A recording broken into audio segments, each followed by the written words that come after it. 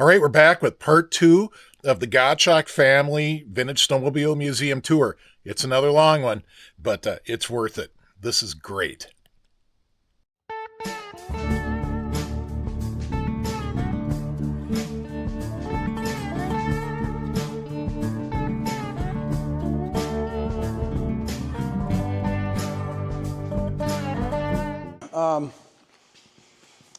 Well, at first I want to say I'm jealous of your Kevin shirt because I didn't manage to get one. Yeah. A lot of guys that'll watch this video probably knew Kevin from Vintage You Sled bet. stuff. Yep, A lot of Minnesota-based guys. Yep. So Kevin was a dear friend of ours, and you know, shortly after we started the museum here, and he helped us put these pallet racks up, he just became like a dear friend and a brother to us, and he ends up with leukemia. And we took one of our snowmobiles that was in the museum, and we decided to raffle it off to help Kevin with, you know, his cancer treatments and all that kind of stuff. And the Antique Snowmobile Club and the people of the snowmobile industry really stepped up to the plate, and a not so valuable snow pony brought thousands and thousands of dollars of money for Kevin to fight his cause. And he, in fact, beat it. He beat that. He had a rare form of leukemia that they say there's only 8 to 10% of adults ever survive that form of leukemia that he had. And by golly, he beat it. And that was the second time he had taken on cancer, and he beat it. And he was a good Christian, beloved friend. I thought the absolute world of him, and all of a sudden along comes the next layer of cancer, and it was a pancreatic cancer. And I looked at him and I said, boy, that's a tough battle. That's going to be a tougher fight. And he says, yeah, but I'm still going to fight it. And, you know, the sad thing about it is Kevin was very part of the purchase of the Artic Cat Sno Pro factory racing semi-tractor that we picked up from Thomas Snow Sports in Ogilvie, Minnesota. And it was a little bit of this kind of a trade-off. Trevor, my son, said to Tom, Roland, are you going to do anything with the truck? And he says, well, we've had it for many years. I hope to restore it someday. And I know Trevor kind of kidded him, said, well, it's sunk in the dirt about this far in the wheels. When do you think you're going to get to it? And Tom says, well, I don't know. You know, it's always about time and money. Trevor made a deal with him. He says, in 6 months is going to be the Artic Cat's 60th anniversary. I'll make you a deal. Sell me the truck. I'll frame off, restore it. In 6 months, I'll have it DOT'd, and I'll take it to the Artic Cat 60th anniversary at Thief River Falls on July 14th or whatever. You know, this is just like a year ago. And Tom and I looked at each other knowing that you can't take a truck in that bad a shape. I mean, it was literally stopped from being crushed and salvaged. You know, I mean, it was in bad shape. And somehow or another, Trevor got it. He had to buy the kit for the big Cam Cummins diesel that was in it. You know, it was a little shocking to us. I mean, even the kit alone was $10,000 just to overhaul it, was the kit alone. The back frame was the rails of the frame from so many years of salt and chemicals and road whatever. You could punch your fist right through the frame. There was no metal left. The doors are, that's an aluminum cab, but they're steel doors, and they were rotted. You know, everything that would have had any salt that would have come off winter shoes or whatever the truck was in really bad shape. And somehow in 6 months, Trevor worked endless hours and got it done. And he borrowed parts and pieces from truck salvage yards all over the United States. That truck, they don't make the parts anymore. You can't buy reproduction parts anymore. It had 2 cracked windshields, and in order to DOT it, you had to have good windshields, and it's a special curved window. He had to get a right side and a left side from different salvage trucks just to come up with windows that would fit on this thing to get it DOT'd. Just did an absolute fantastic job. He put an extended frame on the back end with a modern frame because he wanted modern semi truck sized wheels, not split rims that are dangerous and hard to change. He wanted an air suspension under it instead of a spring suspension. The fifth wheel attachment in the back was broken. The frame was broken. I mean, so it's kind of a newer truck from the fuel tanks back, and from the fuel tanks forward, it is the original truck. In fact, the paint scheme is exactly, we've got the original pictures. It still had the paint. They had scratched off this and scratched off Artic Cat, but you could still see it was burned into the aluminum, you know, so you still had the images to recreate it. And he got it done and drove it up to Thief River Falls for the Artic Cat 60th, and we couldn't hardly believe it. As he came into town, no one had seen this truck for almost 40 years. And they saw it every day for how many years? When it wasn't hauling the Sno Pro factory race sleds around, it was hauling snowmobiles to Alaska for sale. It was on the road all the time, and they saw it coming into Thief River Falls on a regular basis. All of a sudden, Trevor drives this truck into town. He might have hit the nasty Jake brakes a couple of times to get people to notice. And pretty quick, they started showing up out at that convention center. And there were thousands of people that came to see this truck. There were hundreds and hundreds of pictures of ex or current Artic Cat employees who took Christmas card photos by this truck. The original, it ended up being a very good story. Rick Wright comes up to me. I'm standing here in front of this, and Trevor's talking on the other side. This old guy walks up to me and says, "How do you know that's number 208 truck?" I said, "Because when he got it down to the bare metal, 208 was still burnt into the aluminum." He says, "I'm the first driver of this truck." He says, "I got the brand new keys. I was the driver of 208. I said, "Trevor, you better get over here. You need to talk to this guy." Trevor spent probably 2 or 3 hours with Rick Wright. He was up in years. And he says, "Rick, let me help you get up there and drive me around town." Rick says, "I can't. I'm a little decrepit now." Trevor says, "Can we help you get up in a truck? You think you can remember how to start it?" He smiles. We hefted him up in this 2-story monster with his eyes closed. He went snap, boom, brum. And there's certain buttons that aren't on any semis anymore, and he had it all from muscle memory. And that thing fired up, and he got the biggest smile on his face. We help him get down. Trevor says, "Please, drive me around Thief River Falls." He says, "Nope." He says, "I won't." So we get down here, and Trevor says, "I want your autograph." And he says, "No." He said, who's the big Artic Cat Sno Pro racer? One of the big guys. There were a lot. Well, anyway, they're over here signing autographs, okay? Mm-hmm. There's a block-long line.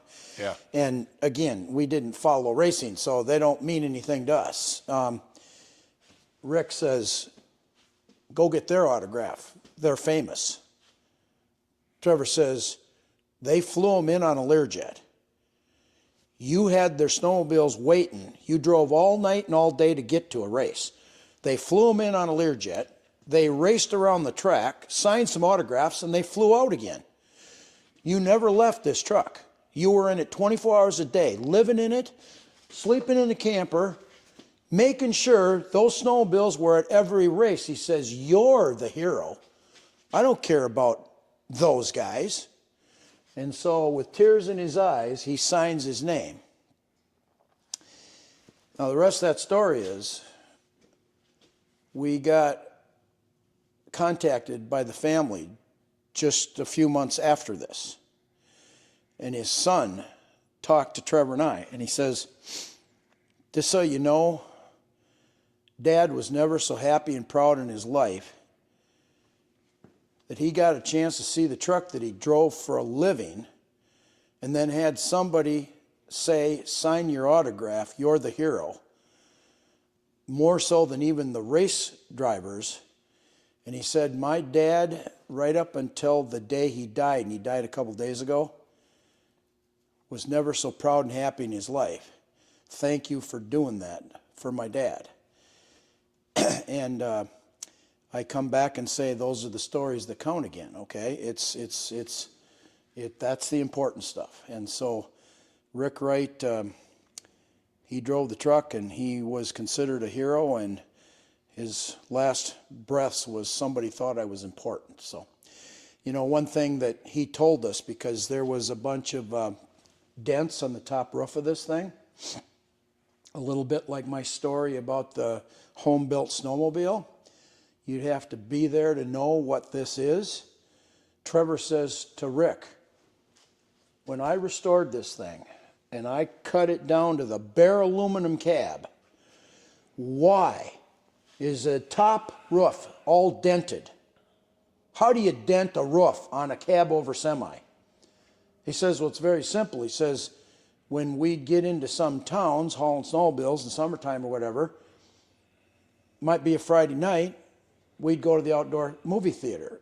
Trevor says, well, how do you go to an outdoor movie theater with a 2-story tall truck? And he says, they would let us go to the back of the outdoor movie theater if we were in the back, and we'd put our sound thing up here.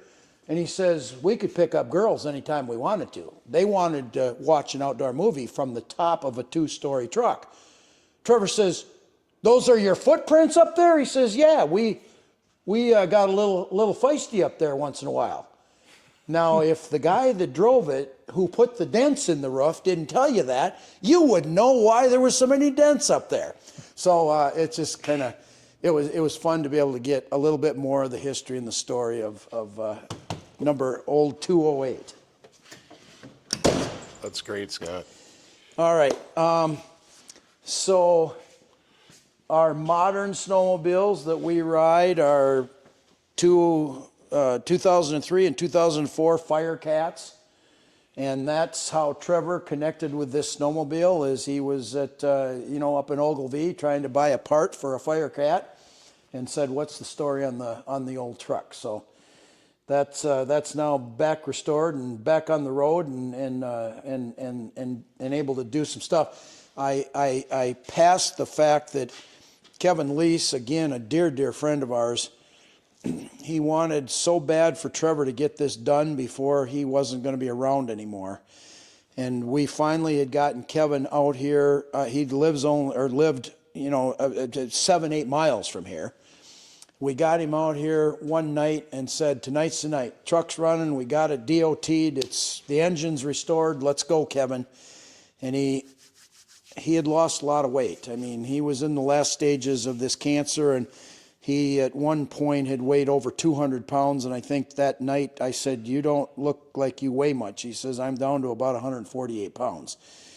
And we brought him around the truck, and he was pretty happy to see it, and he started shaking, and he wasn't feeling very good. And I said, it's time to get a ride in the Sno Pro Artic Cat truck, Kevin. I'll lift you up and get you up here, and Trevor will take you on a ride. And he says, Scott, I can't. I'm not feeling very good. I got the chills really bad right now, and I'm going to have to just lay down. I can't go on that truck right now.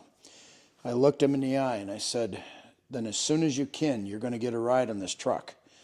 And then a couple weeks later, he got a ride in his casket on the back of this truck from the funeral home to the cemetery. He did get his ride. It was just not the way we had hoped for it. So God rest his soul. He was a good man. He was so great for those of us that knew him, and so great for our industry. I mean, he was a walking encyclopedia. Everything that I'm saying, I learned from him or the Les Pinses or whoever. They're true historians. So,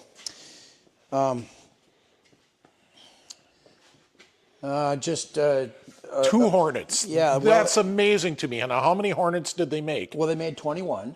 And you have 10% of the total Hornet production. We've got 4 of them. Oh, There's a Jet Dynamics Hornet prototype up there, and another prototype. all right. I'll see if I can get that on the camera later when we get over there. So Tony Rolfus is a good friend of ours, and we sometimes joke about this. Is this a rare snowmobile? Now, they made 21 of them, and we think we know where maybe, 15 or 16 of them are. Mm-hmm. Does that make it rare? Numbers-wise, yes. But if you're not from near St. Cloud, Minnesota, where they were made, Jet Dynamics, who cares? Oh, but I'm going to disagree. This is such a unique snowmobile, and there would be a huge following, and people would want these just because they're so cool, and with the reverse gear and all that. Very true. They just never come up for sale. If you want to own, what is a Hornet worth? Well, I don't know. I can't remember the last time a Hornet sold. Because they're just not there. Yeah. We, again, Kevin, Lehse, and Tony are the ones that got us, kind of. Did you know that Jet Dynamics was in St. Cloud? Nope, didn't know that. Where were they at? By Midway Iron. The Jet Dynamics plant burned down, and they built Midway Iron on top of it, and that's where you go buy iron or you bring aluminum to recycle. Mm-hmm. No kidding. That was where they had Jet Dynamics. And they made Hornets, then they made Stingers until Scorpion came after them and said, we have the patent trademark rights to a red metal flake Stinger. You may not call your Jet Dynamics a Stinger. You must call it a Snow Bee. I could swear that one up there looks almost like that one right there. And I gotta extend to the top level here for the people. Yeah. So Scorpion took them on, and Jet Dynamics actually said, "Go ahead and sue us. We don't care." They did, and they won. Okay. But remember, a lot of companies were getting ready to file bankruptcy about then, okay? Jet Dynamics knew they were in trouble, so they get told, thou shalt not call your snowmobile a red metal flake Stinger. Then they called it a red metal flake Snow Bee, and remember the bagpipes down there? Yeah. Is a Snow Bee. Yeah. That's a 1971 Snow Bee, just before they filed bankruptcy and went out of business. Now, an interesting thing about that is no records survived. Isn't it amazing how often a company files bankruptcy and then they had a fire that totally destroyed the entire property and operations? There are no records of snowmobiles. There's no records of anything. It burned down right after they filed bankruptcy. I'm not a conspiracy theorist, but I totally get it. I totally get it. So anyway, there's that snowmobile was ahead of its time. It's big, it's ugly, it's underpowered with, it's got a lousy little 297 J-Lo engine in it. It's got 2 forward gears, a high and a low. It's got a reverse in it. You could put a wheel kit. This one's got the wheel kit. This one's got the snowmobile rig on it. It arguably was the very first ATV anybody came up with in 1969. And it was just far enough ahead of its time that either nobody bought it or the industry wasn't ready for it yet. It was underpowered. I mean, that sucker can barely push itself along in the high speed. You know what I'm saying? It's I don't know, just either too big and too heavy or too clumsy or whatever. We got to hook you up with our friend Lynn Anderson. Lynn's got the 634 Hearth powered Hornet. Ooh. Yeah. that must do okay. Yeah. Yeah. So all right, that's the Jet Dynamics stuff, and like I said, we have the first prototype they ever made. It's sitting over there. It's Trevor's waiting for a couple of parts yet to get it put back together, and then there's another prototype of something that looks like a ski whiz the water-looking things. What do you call those things? A jet ski? A jet ski. It looks like a jet ski, except it's a snowmobile that is going to act like a jet ski on snow that Jet Dynamics said, we think this will work. And so it's sitting over there too. I mean, that's a Jet Dynamic thing that they didn't come up with. You know, they were out of business and filed bankruptcy before. But so again, well, we live close to St. Cloud, so we kind of got into the Jet Dynamic stuff. Yep. We've got That's a side by side. this is a Polar. Oh, that's This is not an Artic Cat. This is a Polar, and this is one of the 3 450s they made. So they only made when Edgar Hetteen got irritated with Polaris, who he helped found with his brother Alan and David Johnson, they founded Polaris. And again, I do want to step back over here. You got this at the Polaris deal. yeah. But you know, this is a 1940 something Polaris Artic, a Polaris straw chopper, okay, that goes on a combine. The fun thing is that some would say that star, that North Star, never showed up with a Polaris emblem until they came out with the snowmobiles in the 1950s. This is 1940s, and I could swear that says Polaris, and I could swear that's the star. And that's not after the fact, okay? So they were using that emblem even before. But so Edgar Hetteen, his brother, and David Johnson found Polaris. They start making a bunch of snowmobiles. It's going like gangbusters. Edgar is an innovative genius. He's inventing things. He's off in Alaska doing something with some Polaris snowmobiles. He comes back, and the now corporate side of Polaris chews him out and says, that'll be the last time you're going to be taken off on some experimental trip to Alaska. You've been gone for 3 months. That's enough of that. He walked out almost the same day, and it took him a couple years, but he founded another company in Thief River Falls. And he started earlier by selling bug zappers and vacuum, sprayers. I mean, he was making a bunch of different things. And then by 1962, he says, I'm ready to make another snowmobile. On the other side, way over there, is his first Polar prototype front engine. The first Artic Cat he ever made is right over there, okay? And that was up at the Polaris show. Yeah, we showed it at the Polaris so we 70th, talked about that. But so he called them Polars until something like 24, 28, I don't know, somewhere in there. He called them Polars, and that's a Polar. And that's a Polar. And that's a Polar 500, a Polar 200, a Polar 450. And again, so of all the Polars, before he started calling them Artic Cats, of the 24 or 28 of these, that he then one day wakes up and says, wait a minute, Polar, Polaris, that sounds a little too much like somebody I'm a little irritated with. I'm going to call them Artic Cats. And so that's, they were Artic Cats right from the beginning, but he called them Polars at first. But this would be the only place where you're going to find the 4 Polars that he made. He made one 100, and it's in the corner, and that was his first one. He made 3 450s. He made a handful of those and a handful of those. And so this would be the only place you'd see the 4 Polars that were made, because there is only one 100 Polar over there. So our grandson partially restored this for a state 4-H project. He was state grand champion with this. This, when we found it, it had a tree growing through the front end of it. It sat out in a cow pasture near Zumbrota for about 30 or 40 years. Engine seized up, the wooden track cleats were rotted, and Jared, I think Jared is 12 years old, decided he wanted to do this for a 4-H project, a shop project, I think, or a self-determined project, whatever it was.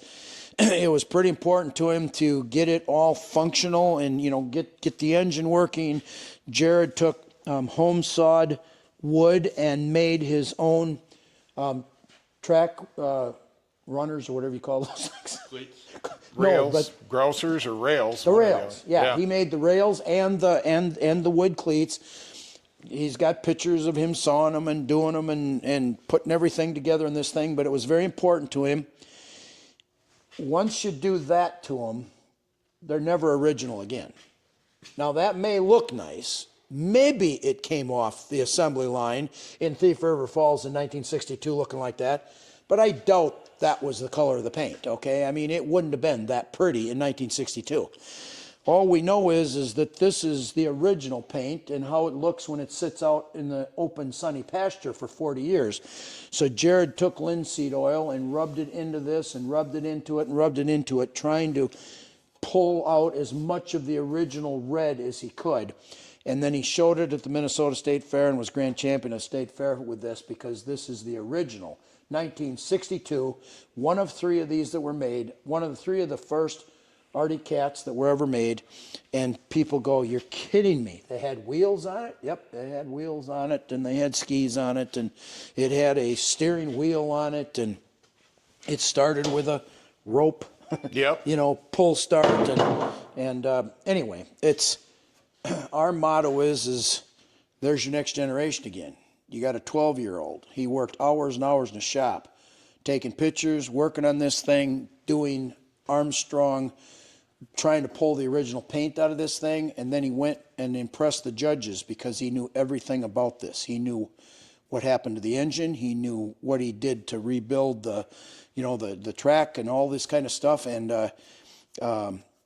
the judges were a little impressed that he didn't just take a spray can and paint it. He wanted to pull out the original color.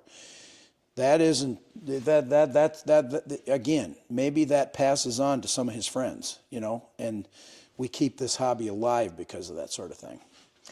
If you come back here, that is a 1980 actual Sno Pro factory racer. Oh, wow. So this truck would have hauled a semi-trailer full of these things. And that is actually a Sno Pro factory racing outfit right there. And the helmet. So they didn't wear leather? Nope, that's what they raced with right there. Okay. That is an actual one, and that's an actual real racer right there. Okay. So yeah. You know, again, if you look at the pallet rack there, it goes 4 high. You know, there's 4 high of stuff there. I get a kick out of, I mean, you know, the 1964 Abe Matthews Trailmaker. I mean, you know, that was started being made in Hibbing, and then they moved it over to Mora, Minnesota. But they only made those for like 1 or 2 years. And I love the concept. So it's a rear engine mounted snowmobile built a long time ago. It looks like an old dinosaur. It could either have front wheels or it could have skis on it. You had a snow blade, so you could push snow out to the middle of the lake. You had an auger on it that would drill a hole in the ice, and you could sit there and ice fish from the seat of that thing, and then pull it up and after you caught your fish and go back into town. No kidding. We had so many innovative, cool things in the history of snowmobiles. But again, it's a 1 or 2 year wonder made by a Minnesota plant that said there were 64 manufacturers of snowmobiles in Minnesota. They call them the Minnesota Orphans or whatever. 2 of them are still in existence. They're called Artic Cat and Polaris. We got Skidoo up in Canada, and Yamaha is the 4th brand, and they're going to make their last snowmobiles in 2025, and then there will be 3.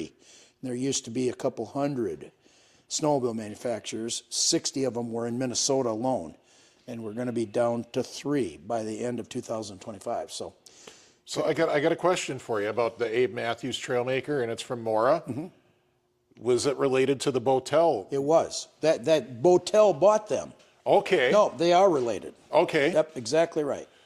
Because I've known Boatel was from that area too. Yes, it was. Yep. But what they did is Boatel sold the remaining inventory when they bought those from Hibbing, and they didn't redesign them. So a 64 and a 65 sold by Boatel is exactly the same machine. It was just extra inventory, and then they killed the brand because they went for the They went for the Grand Prix, the and more modern yeah, style. Yeah, I got to show the people the Grand Free handlebars. Yeah. These are cool. Butterfly handlebars. Yeah, I don't know if I'm getting a good view of that. Yeah, I think I am. But pretty wild sled. And that snowmobile was so far ahead of its time. I mean, it was deluxe. It had the best seat, the best, coolest handlebars. It looked the best. And that, this is that's history of it right there. That's the actual invoice for that snowmobile. That's Really? all the history for that snowmobile. There's your handlebars again up there. There's the owner's manual. Wow. Wow, that's fantastic. So All right. I just got to show this display, Scott. This is fantastic. Well, yeah. Are you looking up there? That was actually from Edgar Hetteen, and that he had that in his garage on display. All of his rail systems for all the Artic Cat slider systems throughout history. Now, how cool is that? That is really cool. And you see a picture of Edgar standing by the stuff over there in the corner. That is wild. Very cool. Yeah. Love displays like that. Yeah. We're really big into, I always say, I am not mechanical enough to really make any of this stuff run. My boys are. But I'm an adult kid. Got a friend over in Rhinelander, Wisconsin, that makes wooden toys. And I asked him, I said, do you suppose you could make every sled that's in that race trailer? He said, I could, but it'll take a while. This is great. I said, well, aren't you retired? Get working on it, Dennis. And so, I mean, here's your X3, and, here... The bagpipes, again. There's your bagpipes. I mean, here's your Evel Knievel sled. Everything that's in that trailer is right there. He's building me one right now, so I'm picking them up and seeing. Doesn't he do an amazing job? The details on his models just are insane. so fine. So people, if you're wondering, you can actually go back to the St. Germain 2024 video and see Dennis and get a look at his card if you want to contact him. Yep. Oh, he's got the Sno Pro too. Oh, yeah.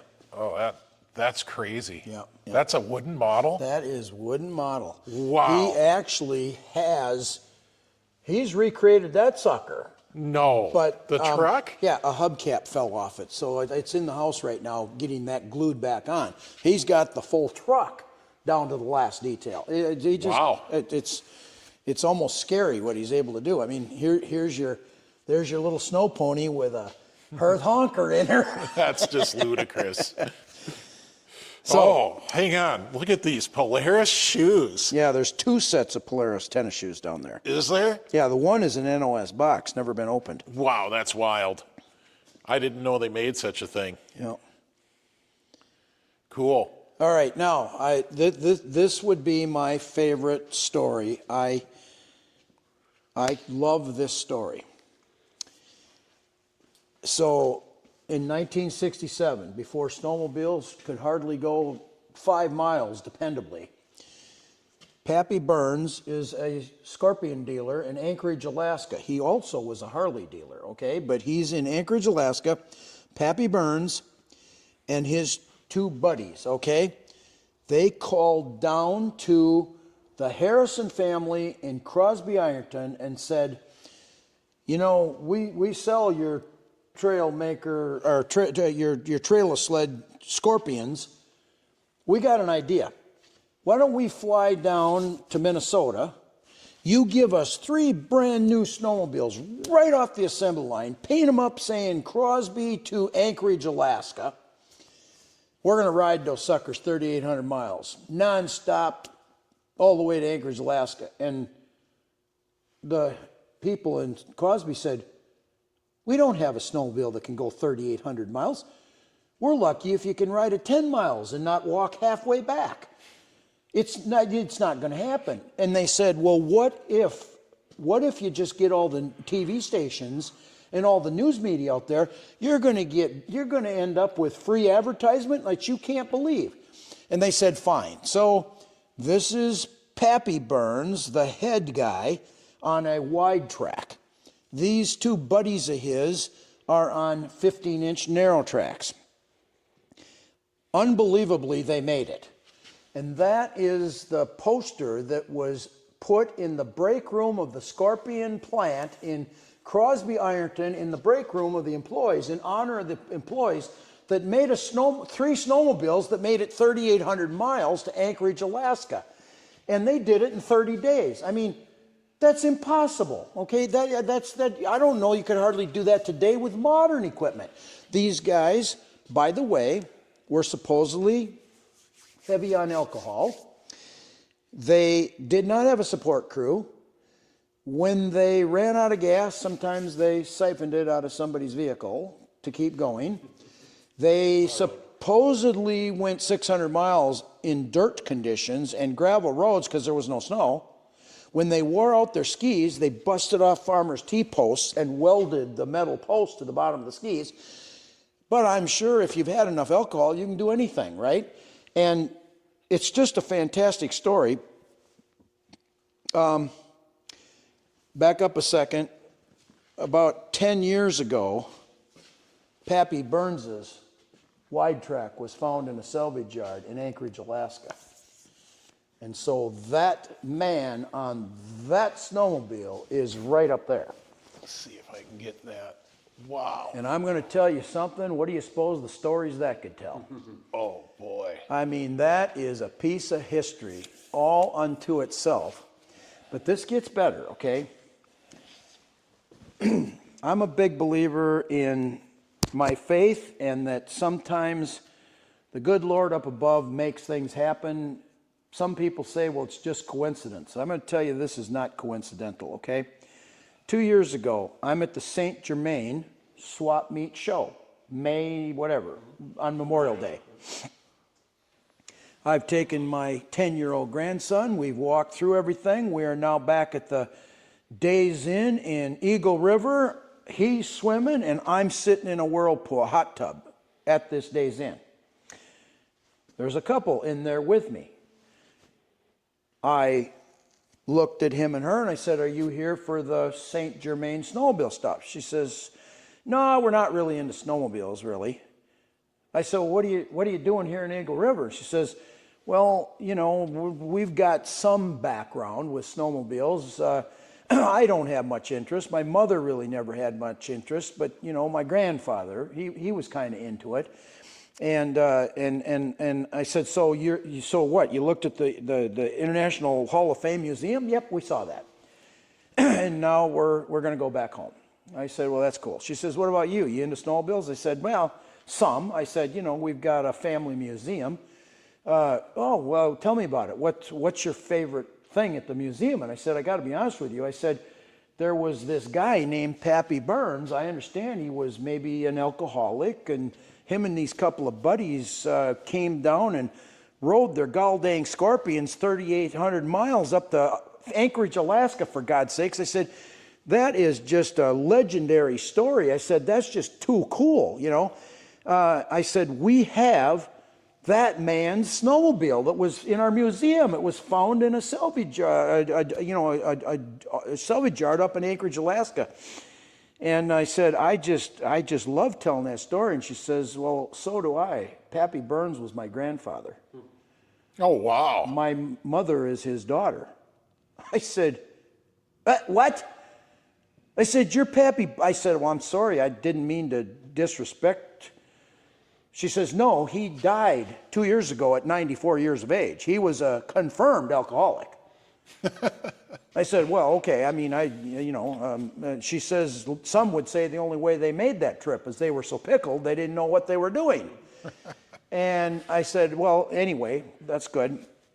She says, do you have any other memorabilia from my grandpa's snowmobile? I said, well, no.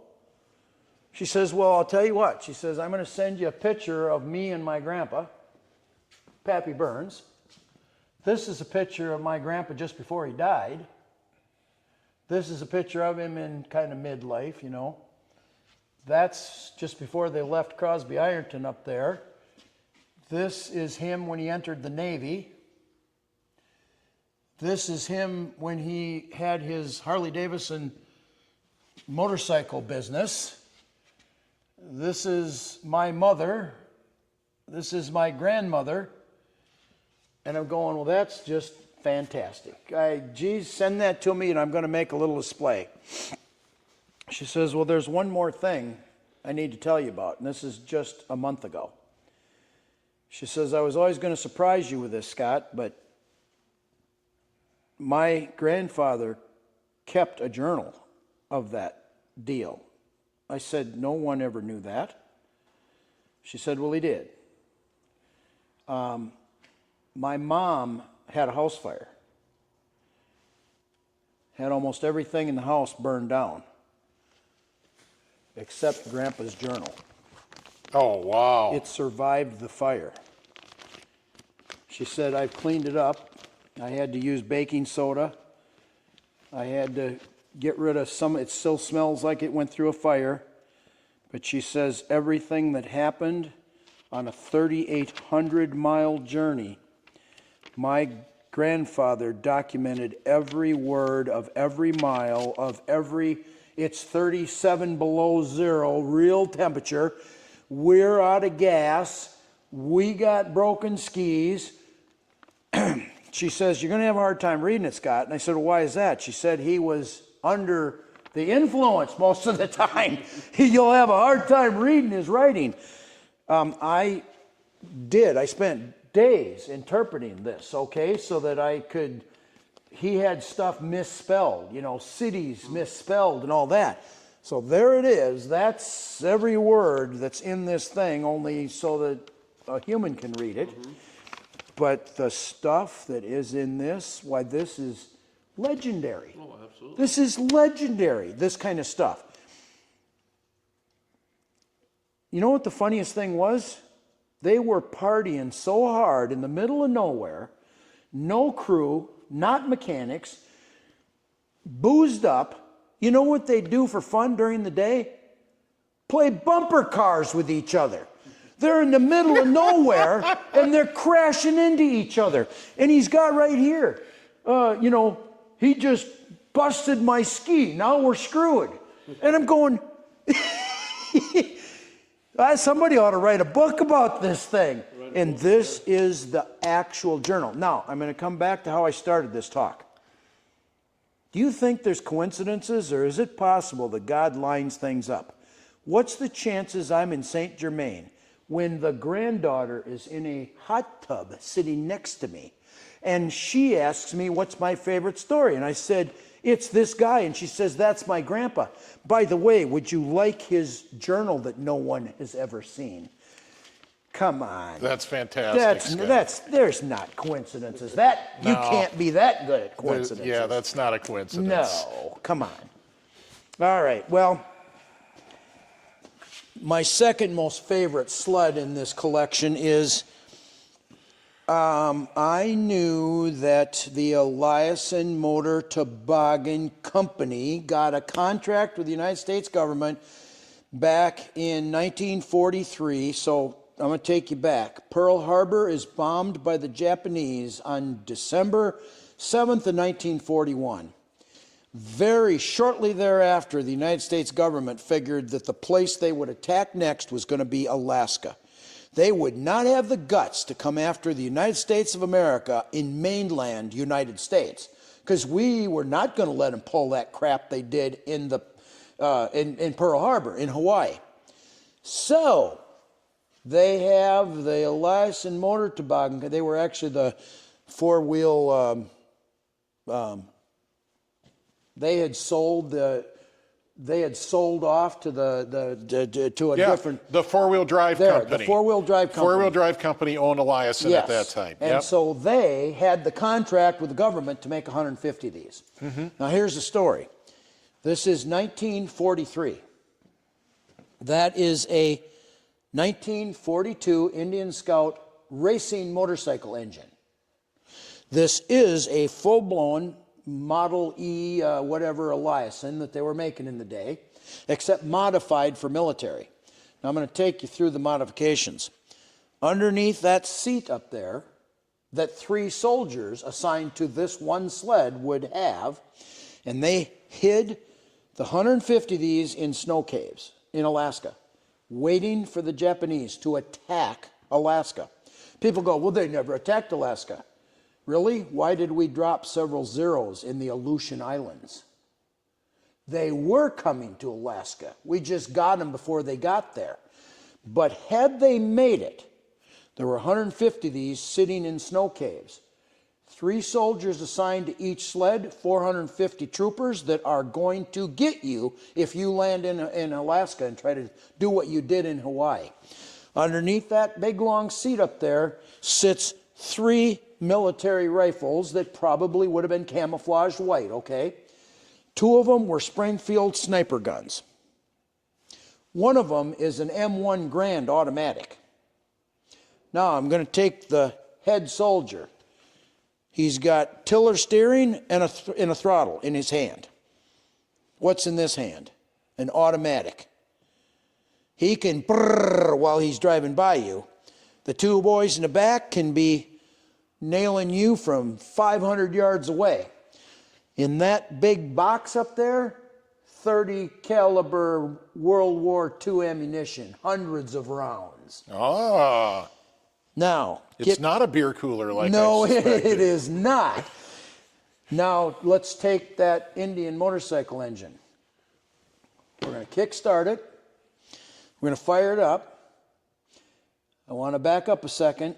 We did not have a snowmobile in the world that could break the 50-mile-an-hour barrier until the late 60s. Would you agree? I think you're going to make me teach me a lesson here. Yeah. Okay. I know that I rode snowmobiles in the early 70s. If we had a tailwind going downhill, we could get them up to about 35 miles an hour. Oh, yeah. Skedaddlers. Yeah, but Yeah. you know, I mean, they weren't, well, they were fast compared to the rear engine riders. Them Right. things, you know, wide open to do 10 miles an hour. And my gosh, if you had a snowmobile that could do 35, you were really something. And then along came the Harley Davidsons, and them suckers could do 50, okay? So we were migrating, but I want to back you up a second now. So we're going to put 3 soldiers on this, loaded down with ammunition, and we're going to chase after some Japanese invasion that just happened in Alaska. You kickstart this thing. The lead guy is driving it. Now he's got a foot clutch over here, and he's got 3 gears right here. Kevin Lehse was with us on the day that we got this started and took it out in the snow. In fact, Kevin is on a YouTube video driving it, you know, and all this. We got somebody next to us because Kevin and my son Trevor said, this thing flies. What in the world? We had somebody, you know, go with us with a speedometer on a snowmobile. 2/3 throttle, this will break 70 miles an hour with 3 soldiers full of ammunition, 70 miles an hour, 1943. How could you control it? Well, I don't know. If you're running down somebody that invaded you, I don't think they cared to control it. They just needed to kill you. Yeah. So, what a great story. Now, where this goes is I'm paying attention to, I'm a big motorcycle buff. I see an ad on Craigslist one day years ago for Indian motorcycle engine for sale. I called a widow woman in the Northwest Territory of Canada whose husband served in Alaska. I said, so you're selling an Indian motorcycle engine? She says, yeah, but it's attached to something. I said, what do you mean it's attached to a motorcycle? No, it's attached to something that looks like a big toboggan.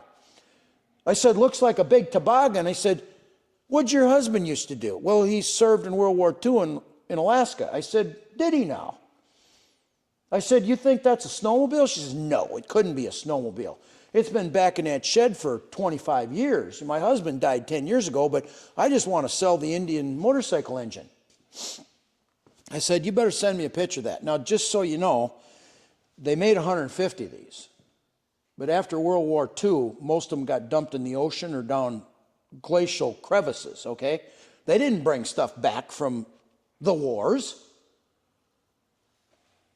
3 or 4 of these have made it back to the United States, and this is one of them, okay? And this one's not a show queen. This sucker's all original, and it runs like a top. You can kickstart this with your bare hand, and she fires up. We go to shows in the wintertime, and we go through 2 or 3 tanks a day giving kids rides on the oldest running snowmobile, maybe in America, and it for sure is the only running World War II snowmobile in America. And this is such a unique piece of history, especially because my boys' grandfather and my wife's dad served in World War II. He was a diesel mechanic. This is his clothes. And he was whatever the T stands for, a diesel technician or whatever that military significant is. But these are his clothes. That is a World War II snowmobile that would have fought the Japanese if they would have taken us on, and they never quite got to Alaska. And to get this out of Canada took over a year. It was quite a battle between the Canadian Antiquity Department. This is a Canadian snowmobile. And we said it is not a Canadian snowmobile. It is a United States military Alaskan World War II sled. No, it's been in Canada long enough. We own it. And it took more than a year to get it out of Canada, to finally get it down here. It took, Kevin Lehse and my son a day or so, and they got this thing running. It runs like a dream. We even had American pickers out here one time. They considered doing a pick on our place. And that's a whole nother argument I'm not going to get into if it's real or it's not real. I'll just say there's a lot of Hollywood that's involved in that, okay? And I'll leave it at that. But I do know that they fell in love with that snowmobile. They like Indian motorcycles. They like old Harleys. And the Dave guy that does all the motorcycle, stuff for American pickers, he is in here with a camera. He is taking pictures. He's writing down serial numbers. He's making phone calls. And he says, that is 100% original. I said, oh, I suppose it is. He says, that's the original magneto, the original carburetor. He says, that's the original. My God, he says, and it runs? I said, yeah, like a top. He says, there ain't nothing left like that. Not from 1943. Let it be said that they did everything but jump off the Grand Canyon to try to buy this for the American Pickers Show. And I said, it's not for sale. It's a tribute to my father-in-law and World War II. I'm not going to tell you how much they offered for just the engine. They said, keep the stupid snowmobile, we'll buy the engine. I said, I'm going to tell you for the third and last time, it ain't for sale. So we parted ways that day. Wow. Some things ain't for sale. Yep. Okay, not the history, not my father-in-law's serving for our country. You don't break that. There's too much history in this. And if there's only 3 or 4 of these, then you god dang it are going to look at it in its real form, okay? Not some. And like I said, I mean, we got stuff that's restored in here, and we got stuff that's not restored in here. We tend to like the unrestored stuff. If it's nice originals, they are only original ones. Up here is this blue thing here. I can't even see what it is. Hopefully I'm getting a good shot on the camera. What is that? Yeah. Is that a sleigh of some sort, or? Well, first of all, the best Winter Olympics that ever happened in my lifetime was 1980. Our Minnesota boys and Herb Brooks had something called the Miracle on Ice at Lake Placid, New York. In the 1980 Winter Olympics, for the first time ever, a bunch of college kids beat the Russian hockey team. And they beat them bad, and they hadn't been beat for 30 years. And my wife and I were just married, and we absolutely sat down and bawled. It was such a big deal, okay? Our kids went on to win the gold medal. and half of the team was from the University of Minnesota, our college, and the coach was from our college, okay? So that was pretty special to us. Just for the record, that is the 1980 Lake Placid Olympics 4-man bobsled. Oh, geez, That's cool. the one that was going down at 100 miles an hour with our athletes. People go, well, it looks like it's kind of been wrecked. You think? It's been wrecked a couple times. You know, I mean, now people go, well, them are kind of funny runners. No, those are the protectors for the runners. The runners look like figure skating skis or skates or whatever. I mean, you could shave with them things. They are so sharp. So you gotta, you know, that's the transport part with the wooden skis covered. I mean, Cool. but that's truly the Olympic bobsled. And then, you know, I don't know if you know what a luge is. Sure. The luge is that curly One guy. one guy going down that, you know, backwards. Yep. That's the 1980 luge back there from the Olympics. The luge is where? Way at the Way back? in the back. You see Okay. the curly skis? Yep. So, I mean, again, I think that's kind of neat. I mean, that came from a museum out in New Jersey, okay? But Yeah. I love the 1980 Olympics, so Yeah. there's a piece of that history.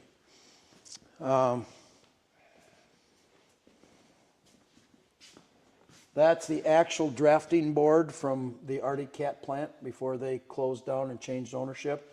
So every sled that was ever designed of Artic Cat from the 1960s until, I don't know, the 1980s was drafted and designed on this drafting board. So that's kind of a neat little piece of history. That is cool. That is cool. Give you a look back here, people, so you can see this is a legit drafting board. It pivots down. It's got the big stand. Very cool. We talked about the Star car. Oh, yeah. Up there, so you got that story. Yep. Artic Cat made some bicycles. I kind of like bicycles. There's the 1 year of Artic Cat bicycles, the girls and boys or men's and women's bicycle. I kind of got into bicycles, so I thought, well, what are some other snowmobile brands of bicycles? And this happens to be a Chaparral bicycle. No way. So, you know, stuff you just aren't going to see anywhere. Yep. I kind of like that kind of stuff. We got lots of, you know, different. Well, yeah, you've got the son of the skedaddler is what I call these. Yeah, exactly. Yeah, So- exactly. And, you know, this is the first skedaddler, okay? Yeah. I mean, Oh, the old brown- The only thing I'd consider uglier than a scorpion super stinger is that is homely. Yeah, they are I can't pretty. believe that gave rise to the the racing skedaddlers. Yeah. So anyway, yeah, that's a very early skedaddler, and so you know, again, there's the Yeah. first Artic Cat, Polar. first one. Polar ever number made. one. Yeah. What's the deal with the Sno Traveler with what looks like an exhaust pipe coming out of the cab? Well, so this one actually was again out in the mountains, you know, and would have been a rescue deal or something like that in the Rocky Mountains. Okay. That's a gasoline heater in that thing. Oh, really? Oh yeah, I can't imagine burning gasoline. That sounds like a bomb waiting to go off. So that's the heater that's in that thing, and you know it's got the full cab and everything. So, Scott, do you do requests? Can you tell me about the Broncco? Because I've never heard of or seen one before. Well, because they only made 2 of them. Oh, okay. That's one of the 2 that they made. That's called a Broncco. It's an Italian origination, made for only 1 year. This is the only known one that ever made it to the United States. This is the one that made it to the United States, and the other one is in a museum in Canada. They sold in other countries. Similar machines were the Malibu ski, the Alaska ski, and the Big Boss are all Okay. versions of this with different color schemes. But this is one of 2 Broncos. So who made that engine? I have no idea. They probably made their own. There was a lot of Italian engines at Oh, that yeah, time. Like yeah, you look yeah. at all the Italian dirt bike motors Yep. at that era. Yeah. And that's an Italian motor in the Harley over there too. I think you knew that. It is. Aramachi, or however you say that. Yeah.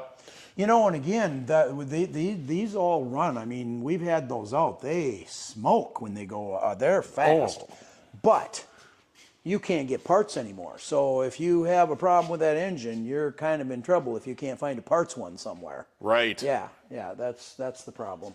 Yeah, the skedaddler resemblance is Oh yeah. uncanny, but that's Yeah. because AMF owned them both, Yeah, and yep. this was sort of the evolution of the skedaddler. Right. Yep. They just decided to brand it Harley. You know, again, we're a John Deere family. I mean, as far as we started the museum with John Deere's, nothing special about that particular 1975 John Deere snowmobile, except we were told that by 1975, John Deere is toying with, do we stay in the snowmobile business or don't we? Everybody was getting, you know, the pull-behind sleighs. Everybody, every brand had one. John Deere makes 10 prototypes of a pull-behind sleigh. Put them at their 10 largest snowmobile selling dealers and said, see if we've got a market for this. They couldn't give them away. That one there is NOS that ended up being boxed and put up in the attic of a John Deere dealer. It never even came down. And so it's literally one of the 10 pull-behind sleighs that they never sold because they're backing out of the business. The only thing that kept them in business, they won that I-500 race in '76. And so they play around in the business for a little bit, and they had a very top 10 selling brand of snowmobile. By 1981, they sold their patent rights to their suspension to Polaris. By 1984, they've sold the last parts that turned into a John Deere snowmobile, and they're out of it. They couldn't care less anymore. They're a tractor company, or they're a gator company, or they're a lawn tractor company. So, yeah, just... Boy, you got a lot of stuff, Scott. A lot of stuff. I wish we could run around here like on a sky lift and get really close in on some of those. Yeah, because there's some pretty. What we do is we try to rotate things. You know. Okay. We'll tell people, you know, you got to come out here about every 6 months. We rotate things around, and then we tell a different set of stories. And they'll go, well, I didn't see the Snow King. Well, you didn't. It was on the 4th layer. Now it's down here on the floor. You can see it. So yeah, there's quite a bit of, you know, different, really unique stuff. Again, got to give credit to the snowmobile museums that decided they wanted this to carry forward with a next generation, you know, that's younger and can communicate with their age group of people and that kind of thing. And yeah, this is an Edgar Hetteen prototype right here. Oh, really? Yeah, Edgar Hetteen. It's a better fairing. I'll read it. It says, in the early 1970s, Edgar Hetteen, founder of Polaris and then Artic, liked spending time getting creative in his home shop in Wanaska, Minnesota. The Excitemobile, this here thing, was an attempt in getting the younger crowd into snowmobiling. It had a lot of innovative ideas that we see around today because of the engines similar to Yamaha, the front rider Renegade, the internal drive track, the unique independent suspension seat, all made this a unique vehicle. The motor is a Suzuki 250 GT motorcycle engine with a 5-speed transmission, which works quite well. Thank you, Edgar. And today they call things like this timber sleds. Yeah, it is kind of similar. And he did this in 1970. Really? He's just playing around with it. Wow, that's super cool. So, yeah, just, I don't know, we're very blessed. I mean, to have some of this kind of stuff that, you know, it's very, very unique, some of these. So Scott, thanks for having us out here. I really appreciate it. And this is probably going to be actually the end of part 2 because this is a long video. Maybe the end of part 3. We'll find out when we get there. But I really appreciate it, Scott. I appreciate your stories and the sleds and the history, and this is wonderful. So thanks for showing it to us. You're sure welcome, John. Thanks for coming out. Wasn't that great? I need to get back again in the spring. Thank you again, Scott. And I do want to get back when you rotate stock. So I want to answer a very frequently asked question, actually 2 of them that have happened since part 1 came out. Number 1, where is the museum? Well, it's in Kimball, Minnesota, so it's south of St. Cloud and west of the Twin Cities. And number 2, well, how do I get a hold of Scott to go there? Well, you can see I've got his email address below. And please email Scott before you go out. This is by appointment only. So please check with Scott before you show up there. Thanks again, Scott. So I want to say huge thanks to the patrons. For those that don't know, the patrons give us a little support each month. And in return, well, as you can see, they get their names up on the screen. And there are 2 screens worth for patron names. And they also get to see all the videos early and ad-free on Patreon, either on the app on their phone or on the webpage. So check that out if you're interested in supporting the channel. And I also want to say thanks to everybody that's given us a super thanks, and huge thanks to everybody that's subscribed or even just watched this line. Appreciate all of you. Appreciate the support. And, well, we'll see you at the swap meets.